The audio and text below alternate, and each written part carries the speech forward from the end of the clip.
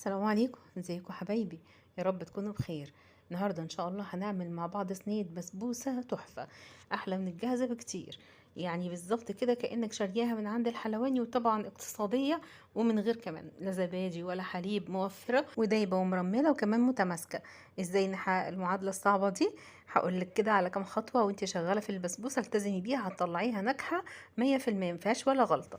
واخده لون موحد من كل ناحيه، من فوق ومن تحت وكمان من النص. وهنا قدمتها بطريقه مختلفه، دلعتها شويه، قدمتها مع بولة ايس كريم وصوص كراميل. يلا نسمي الله ونبدا على طول في الوصفه بتاعتنا. هنبدا الاول بالمكونات الجافه. هنحتاج نص كيلو من دقيق السميد اللي من عند العطار بدون اي اضافات. هنزود عليه معلقتين كبار من الجوز هند ورشه ملح وكمان باكو فانيليا. هقلب المكونات وهشيلها على جنب. بعد كده هجيب كسرولة هحط فيها 3/4 كوباية من السكر، 3/4 كوباية من المية، ومعلقة كبيرة من عسل الجلوكوز. هاخدهم كده ادفيهم على النار لحد لما السكر والعسل الجلوكوز يدوبوا تماما في المية. ودول معلقتين من الحليب البودر، هبتدي احمصهم كده في طاسة مع التقليب المستمر على نار هادية لحد لما ياخدوا اللون الذهبي ده. وهنا بجهز الصينيه اللي هستخدمها، صينيه مقاس 28 او 30.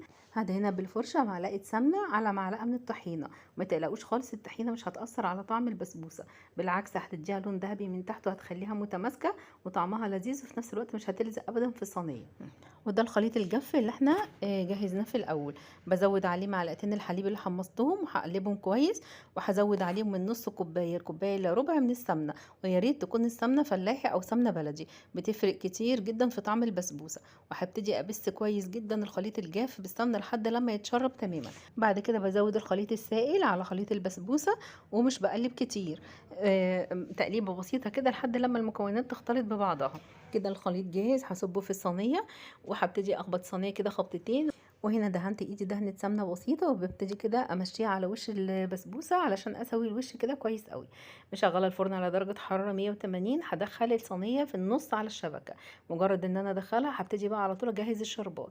كوبايه من السكر عليهم كوبايه ونص من الميه، ومعلقه من السمنه البلدي، ومعلقه من عسل الجلوكوز، وعصره نص ليمونه.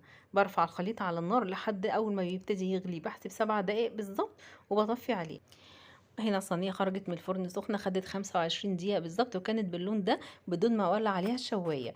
الصينية سخنة جدا، والشربات طبعا لسه رافعاها من على النار. ببتدي ازقي البسبوسة وبحط كده كمية واحدة واحدة. اول ما اول كمية بتتشربها صينية، ببتدي احط باقي كمية.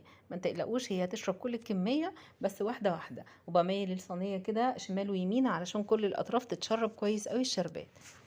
بسيبها تهدى ساعتين 3 وببدأ اقطعها. ما بقطعهاش وهي سخنة علشان تطلع معايا سليمة ما تتفرفتش. وده شكل البسبوسة زي ما انتوا شايفين كده، ما شاء الله عليها. ريحتها تحفة، واخدة لون موحد من كل ناحية، في نفس الوقت طرية جدا ودايبة. هنقطع حتة تانية نحطها في الطبق وهوريكم ازاي هي دايبة. وعلامة نجاح البسبوسة انها تشرب الشربات. اول ما تلاقوها كده اتشربت الشربات كله، تعرفوا انها نجحت معاكم وهتطلع زي الفل. والله يا جماعة صدقوني، البسبوسة دي من أحلى أنواع البسبوسة اللي أنا عملتها على القناة. دايبة جدا مرملة، وريحتها تحفة، ولونها زي ما انتوا شايفين كده موحد، وفي نفس الوقت متماسكة، ما تكسرتش معايا، واقتصادية. لا حطيت فيها زبادي ولا لبن حليب ولا مكسرات. وهنا بقدمها بشكل مختلف علشان الصيف. وده ايس كريم انا مجهزاه في البيت. حطيت بولة من الايس كريم وزينت كده بشوية صوص كراميل. عايزاكم تجربوها بالطريقة دي وهتدعولي. هكتب لكم كل المكونات في صندوق الوصف. وشكرا ليكم، سلام عليكم.